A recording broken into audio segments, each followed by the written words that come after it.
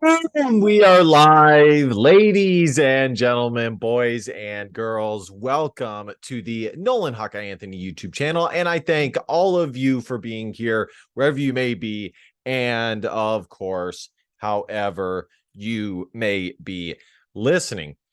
Of course, we are back at it. Game preview. Of course, it's never the easiest thing to do a game preview after a loss, which Iowa did suffer against Penn State on the road this past Saturday.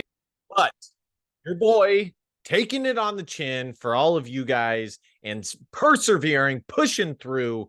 And we're going to be doing this Iowa versus Michigan State game preview. Now, before I really dive into Iowa versus Michigan State, I want to give my closing thoughts on, and you guys have mostly heard it in the Big Ten Whip Round show. Check that out if you guys haven't seen that episode or that little series that I have started. I also incorporated looking at top 25 scores. I had a fan of the show comment saying that he would like to hear my thoughts on some of the bigger games across college football. So I'm more than happy to oblige that.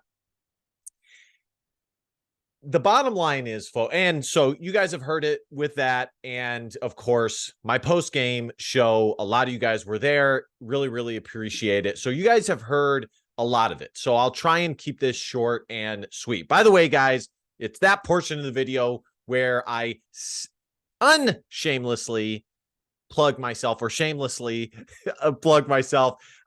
Please hit that subscribe button. Love to get to 2,000 subs by the end of the year. We are growing, folks, and it's all because of you.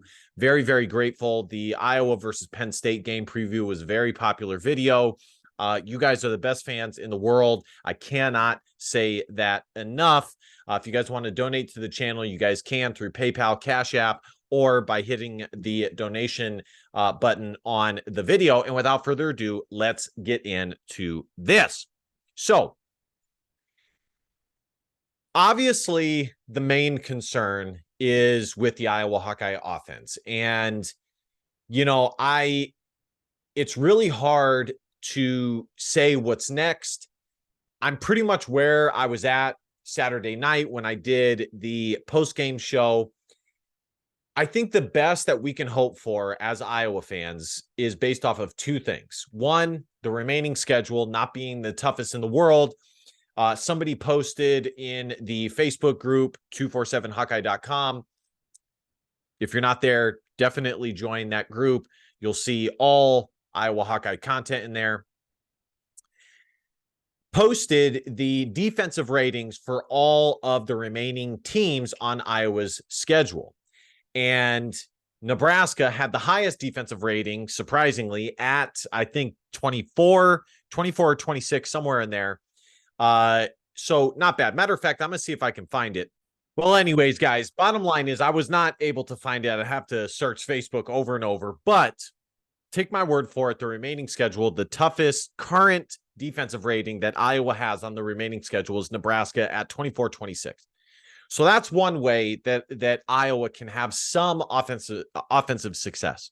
The second way is where we were at last year, which is hoping that Iowa can just be decent at the total inept offensive scheme that they have decided to trot out again that we have seen in the past 3-4 years under Brian Ferentz. And unfortunately, it seems to really be a fact at this point that Brian Ferentz in his offensive coordinatorship has regressed.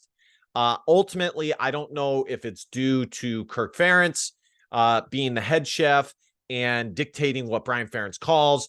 I have no idea. Bottom line is it's not where it needs to be. And I'm really saying this just to make the point that if you are an Iowa fan, as many of you are, and you are expecting or hoping rather that Iowa will make these schematic changes and start incorporating things that you see from other offenses around the country, hell, even things that we have seen Brian Ferentz call in, his first couple of years as OC. you are sadly mistaken. That is not going to happen.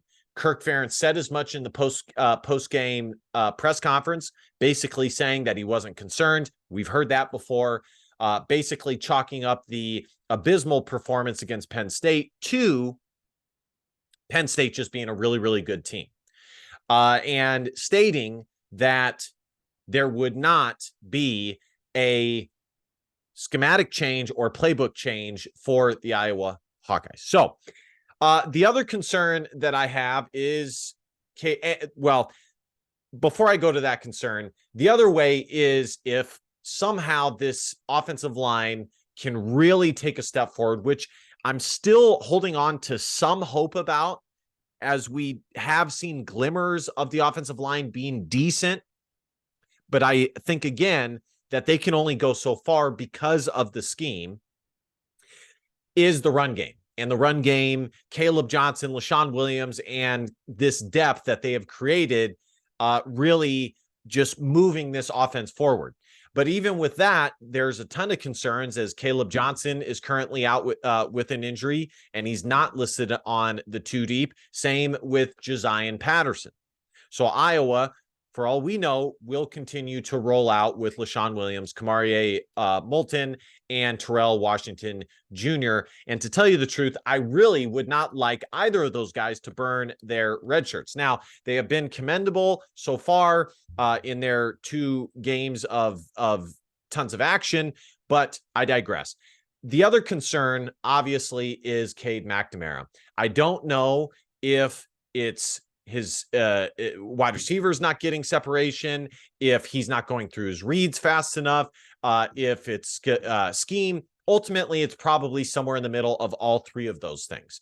And, the bottom line with Cade is that up until this point, he has not been what I expected him to be. And that doesn't mean things can't change, that he cannot improve as he gains more familiarity. And I said last week, as somebody commented, and I think it's true, in fairness to him, he was out with injury for a long time. This is a new offense. And, he deserves the context to be stated when it comes to judging his performance. But at the end of the day, he is a Big Ten starting quarterback, and it's hard to give him too much leeway with all of that, especially considering he's not a new Big Ten starting quarterback. This is a Big Ten quarterback that has played in a Big Ten championship game against the Iowa Hawkeyes. The last concern I have is, when it comes to obviously we saw some issues with the special teams this past week. I'm not too concerned about that. I think the ball just didn't bounce Iowa's way, and I do think Penn State just made some good plays there. Would be the pass rush. Iowa, it is very obvious that they miss the bowling ball that is Noah Shannon, plugging up that hole when it comes to run stopping, and hell, even in the pass rush. And they sincerely miss Lucas Van Ness. We'll see if Deontay Craig and, the other defensive ends can develop as the season goes on. And I have a lot of confidence that they can. Kelvin Bell is an excellent defensive line coach. So we'll see. I think the biggest issue is I don't think Joe Evans is a 3-down defensive end. He's too small. I think Iowa needs to try to develop some depth behind him so that they can use him for what he's really good at, which is speed, and providing a different look to the opposing team's offensive line with a speed guy. All right, guys, let's take a look at, see, that wasn't too bad. Like I said, I want to keep it as brief as possible because, I feel like I have beat up on the Iowa Hawkeyes a little bit, and I do still want this to be an entertaining preview for Iowa fans that are not as into the negative commentary on the Iowa Hawkeyes. But guys, at the end of the day, I've told you this time and time again. The one thing that I will be is honest. I will always be honest about my thoughts when it comes to the Iowa Hawkeyes, and I will not hold anything back. All right, guys. ESPN Football Power Index gives Iowa a 71.7% chance to beat Michigan State. Michigan State has a 28.3% chance of winning. My initial thoughts with this game is I would be more concerned if about this game and more stressed if it wasn't for Michigan State being in such disarray. The Spartans are in total disarray. And I want to point out in this video, you guys who have been watching me for a long time know that I avidly voiced my criticism of Mel Tucker and not believing that he was this head coach that people were trying to make him out to be after the one decent season he had as the Michigan State head coach. As I said, when you looked at him, why did he not succeed at Colorado? You know, I think a lot of his success really came down to inheriting a good roster. Now, you know, I'm not going to touch the other stuff. I'm just talking about him as a head coach. Bottom line is this program is in disarray. It's never easy to lose a head coach. And because of that, I'm feeling much more positive about this game. But at the end of the day, Michigan State still does have talent, and they are a Big Ten football team. The passing yard leaders are En Kim, who, let me go ahead and maximize this a little bit here. En Kim, who is at 86 of 116, 897 yards, 6 TDs, 3 INTs. We'll take a look at their depth chart as well. Cade McNamara, 43 of, looks like 85 for 459 yards, 4 TDs to 3 INTs. En Kim has essentially doubled what Cade McNamara has had in yardage. And the big concern with Cade McNamara, on top of everything that I have said already, is his lack of connection with the wide receiver. It's just not there. And like I said, I don't know if it's because of lack of separation or bad route running or bad scheme. It's probably somewhere in the middle. I hate to take the easy out, but that probably is what it is. A little bit of all of them. He has a QBR of 29.5, which ranks 124th. I'm not sure Spencer Petras ever had a worse QBR. So there you guys have that. Rushing yard leaders, LaShawn Williams, 25 carries, 173 yards. And Carter, 73 carries, 389 yards, 4 tubs. Not bad, not bad. Receiving yards, Jay Glover, 9 receptions, 203 yards. Luke Lachey, 10 receptions, 131 yards. But of course, Luke Lachey is out. Huge blow to the Iowa Hawkeyes. Look for the leading receiver to be Eric All. I don't really like that that's the case. But given how abysmal the connection has been from quarterback to wide receiver, I think it's likely to be Eric All. Here are the team stats. Total yards, 377 to 245.5 per game. Michigan State has almost doubled the amount of offensive production Iowa has. Yards passing, 266 to 127. Yards rushing, 111 to 118.5. Yards allowed, 371.8 to 313.8. Passing yards allowed, 243.3 to 180. Rush yards allowed, 128.5 to 133.8. Here are the last 5 games for each team. Michigan State lost to Maryland last week, 31-9. They got shellacked by Washington, 41-7. They beat Richmond 45-13 and beat CMU 31-7. Iowa, of course, last week lost to Penn State 31-0, got blanked. Western Michigan, they beat 41-10, beat Iowa State 20-13, and beat Utah State 24-14. All right, guys, let's take a look at their depth chart real quick. All right, guys, here is Michigan State's depth chart. I hope it's as up to date as it can be.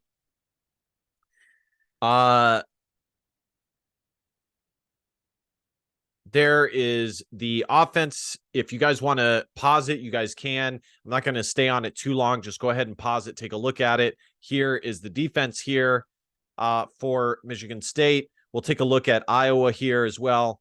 And here is Iowa's depth chart. Of course, we haven't really seen Caleb Brown that much. You know, guys, I am really concerned that Iowa is going to do with Caleb Brown what we've seen time and time again with these kind of high profile transfers that Iowa gets.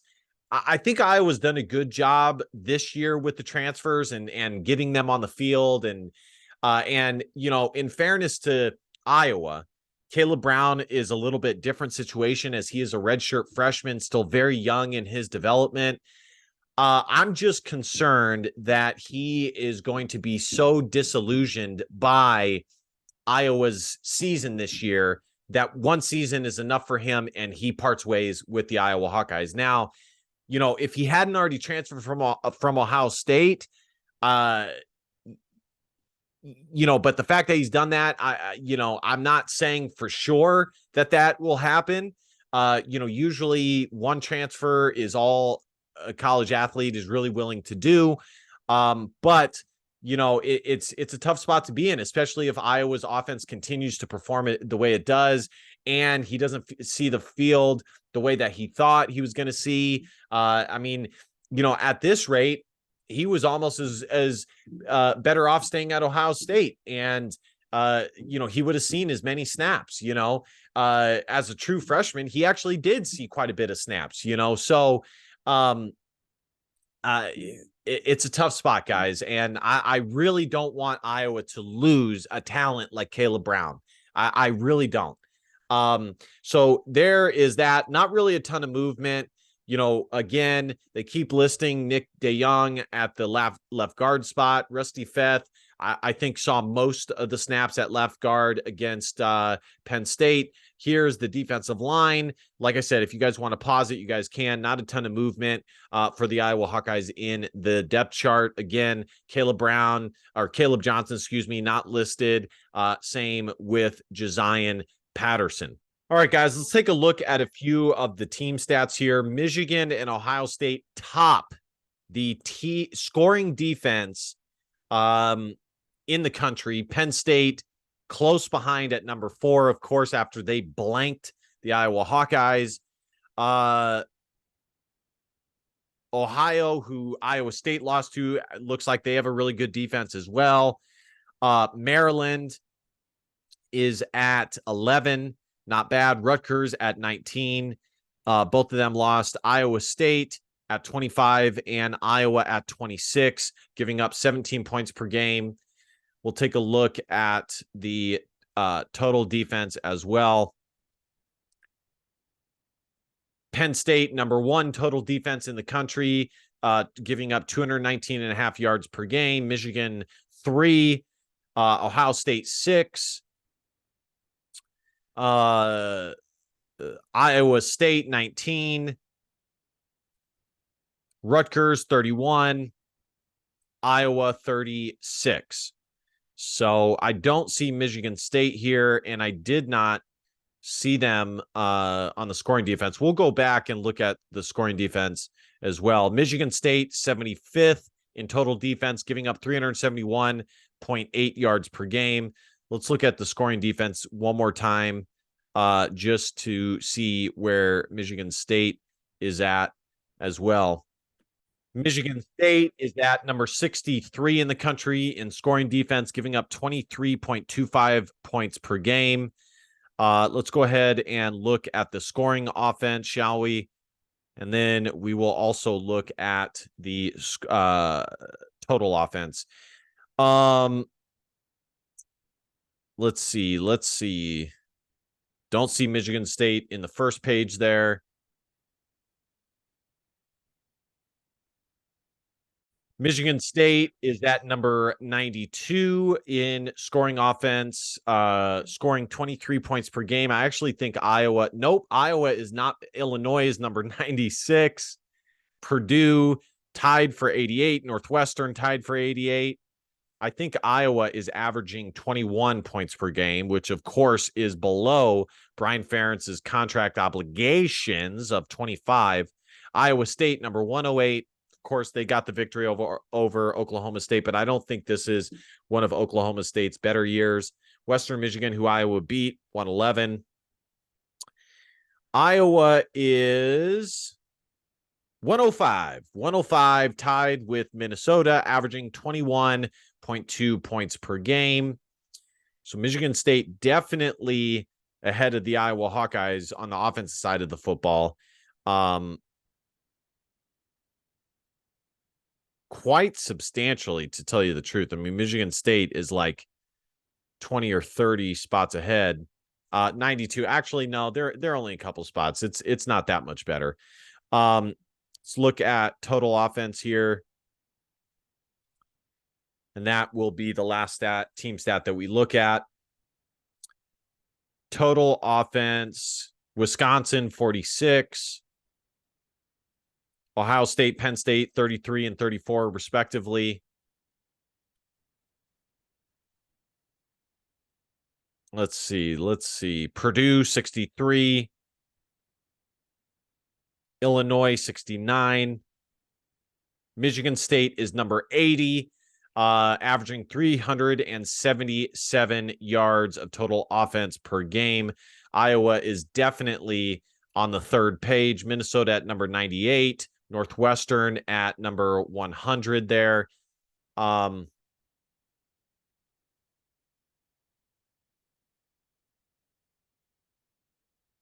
Indiana, number 101. Rutgers, 111. Iowa State, 119. Oh, my gosh. Oh, my gosh. Wow. Iowa is second to last in the country in total offense. Wow. Woo! Wow, guys. Holy crap. Look at this. I'm not making this up, guys. 129. 245 and a half yards. They're 5.5 yards ahead of Eastern Michigan for last place in total offense. Why? Why, guys? Why? Wow. All right, guys. Now you guys know this is where I give my real overview and prediction for this game. I think Iowa is just the more talented team compared to Michigan State. Not that Michigan State doesn't have talent, they do, but you couple that with the fact that this is going to be a home game for the Iowa Hawkeyes. The stadium will be packed. The game's at 4:30. It'll be a night game, NBC, very important game. And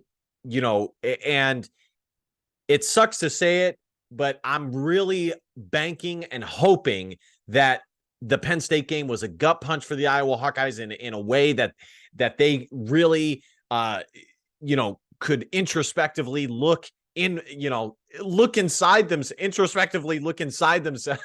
if that's even possible, and, find some answers. Iowa's defense is what it is. I feel like I've said this 1,000 times in a row. Iowa's defense is what it is. Iowa special teams is what it is. It's a home game. I think Iowa will be able to run the ball at least a little bit in this game and get some offensive movement. I am leaning towards Iowa in this game. Just, you take into account Michigan State's team disarray. This team is really down in the dumps. Again, they do have talent. This is not a rollover game for the Iowa Hawkeyes by no means. I don't want to disrespect Michigan State in that regard because they do have talent, and they, N. Kim is looking like he's having a decent year so far. N. Carter as a running back, not bad as well. This Michigan State offense is not terrible. But if I have to pick between, Iowa's defense versus Michigan State's offense, I'm going to pick Iowa. And if I'm going to pick between Iowa's offense versus Michigan State's defense, I'd pick Michigan State, but I think Iowa's offense will have more success against Michigan State's defense than Michigan State's offense will have against Iowa's defense, if that makes sense. So I'm going to pick the Iowa Hawkeyes to win this game. Man, after that blanking, I'm really hesitant to go with Iowa scoring more than 20 points. I'm going to go out on a limb and say Iowa scores 23 points in this game. I think they win this game 23-10, 23-12. I'll go 23-10. They win this game by double digits. Michigan State doesn't score the ball very much, and Iowa improves to 4-1 on the year. All right, guys, let me know what you guys think in the comment section. I'd really like to see I don't have a ton of hopes. Just telling you guys the truth, with this Iowa offense becoming this average offense that I was really hoping we'd see in the offseason. But, I would love to see Caleb Brown see the field and develop on the field rather than in practice where we can't see him and he gets disillusioned with the team. I hope Eric All is able to move past his fumble from last week.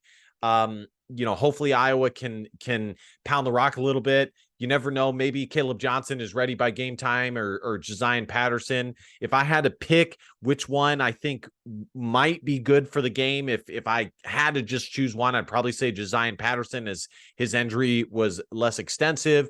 And again, hopefully Iowa's pass rush can get some movement in this game against Michigan State. All right, guys, like, comment, share, subscribe. You guys know the drill. I'll be there for you guys post game. Last but not least, DBAP, don't be a pussy willow and facts over feelings, because your feelings just don't matter. Be sure to check out the Big Ten Whip Around show. I'll see you amazing Iowa Hawkeye fans next time.